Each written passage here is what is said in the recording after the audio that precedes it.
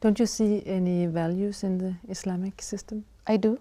I see values of hospitality, charity, kindness to the orphans, all of that, which is all good.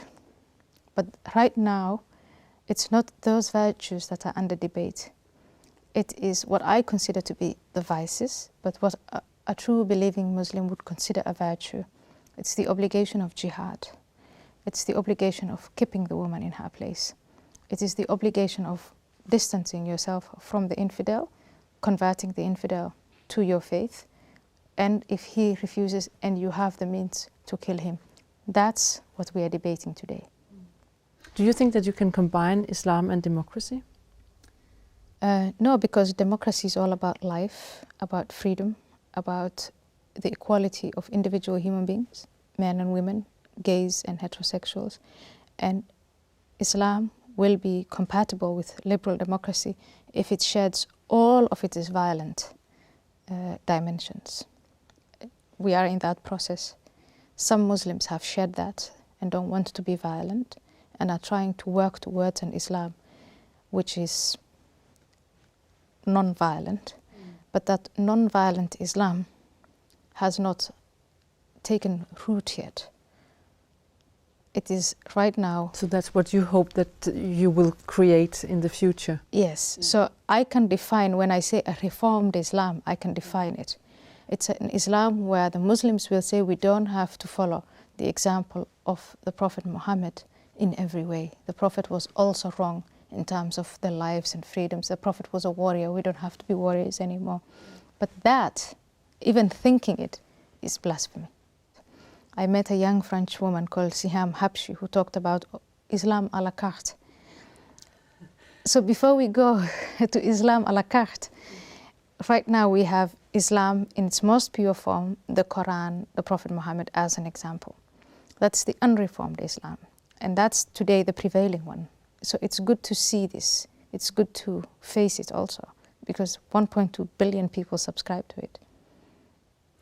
But isn't that kind of a paradox that you have been fighting for freedom and you yourself are not free? You have paid, I think, the highest price. I am free, and I consider myself free compared to how I lived before I came to Holland. I am mentally free, sexually free. I have freedom of movement. Yes, it's limited. It's not like yours, but I have it.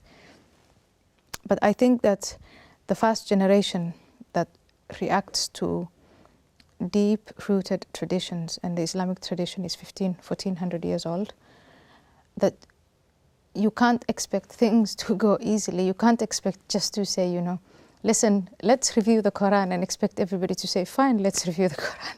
It takes time, and it's painful, and it's not a change that I'm going to witness, but it's absolutely necessary for us, all of us, Muslims and non-Muslims, men and women, to progress, to preserve freedom where there is freedom, to bring freedom where there is tyranny.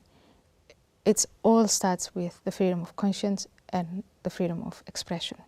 And if that is threatened, and that is threatened today in Western Europe, then I think they are already winning. If you should describe your mission, what is it then? It is to create awareness among as many people as possible that values such as life, freedom, and the institutions that protect it are man-made, they're vulnerable, they can be eroded, and that right now there's a challenge in the name of Islam, which we have to wake up to, and each of us must do something about it. When I was in Holland and I started to talk about the presence of Muslim women and their subjugation, most people said, I don't know, it doesn't happen.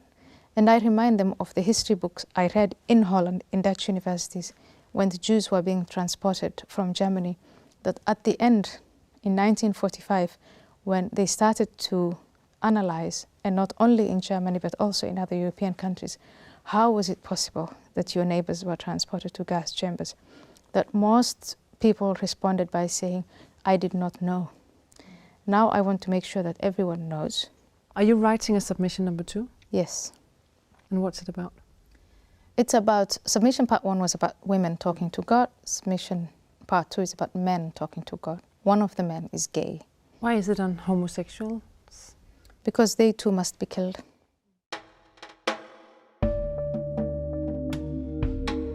You received a letter from your father. What was in that letter?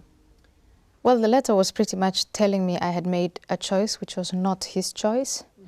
And how did you feel? Terrible, terrible. But we made up. And it was a choice. My father chose a husband for me. He wanted me to go to Canada and be a good wife. That would have been, in the Somali context, the honorable way of doing things. And I violated his honor, his sense of honor, and the honor of the clan. And he was very angry with that, and he made it very clear to me, and he didn't talk to me for 5 years afterwards. But he came around, and we had a wonderful, and in fact I think a much deeper, more realistic relationship than before that, because my, like I said, the image I had of him had become more human, and he started to respect my boundaries and see me as an individual. But after submission, I had touched on something, Islam, on the faith. And it was no longer for my father between him and his relationship with the clan and the code of honor that governs that. Now it was between him and God, and between him and me as the parent and the child. And you can just see how strong the relationship with God and the individual is, so much so that my father is actually willing to sacrifice our relationship for it. So he won't see you after submission? He won't pick up the telephone. And don't you think that's a high price? I think it's a terribly high price to pay. But it's also a price of choice. And just like I have choices, so does my father. I love him. I want to meet him. I want to be with him. I want to re-establish our relationship. And I respect his relationship to his God. I wish he would respect me in my godlessness.